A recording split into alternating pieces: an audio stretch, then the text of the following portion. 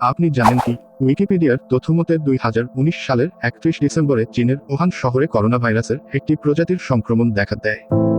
বিশ্ব স্বাস্থ্য সংস্থা এই ভাইরাসটিকে প্রাতিষ্ঠানিকভাবে 2019 এনসিওভি নামকরণ করে। 2020 সালের 14 মে পর্যন্ত প্রাপ্ত তথ্য অনুযায়ী বিশ্বের 213টিরও বেশি দেশ ও অধীনস্থ অঞ্চলের 17,15,27,453 বেশি ব্যক্তি করোনা ভাইরাসে আক্রান্ত হয়েছেন বলে সংবাদ প্রতিবেদনে প্রকাশ পেয়েছে। বর্তমানে এই ভাইরাসে ব্যক্তির মৃত্যু ঘটেছে 35,66,512 জনের ও 15,38,51,229 জনের বেশি রোগী সুস্থ হয়ে উঠেছে। বিশ্বের প্রথম দেশ হিসেবে ফাইজার বা বায়োএনটেকের করোনা ভাইরাস টিকার অনুমোদন দিয়েছিল যুক্তরাষ্ট্র।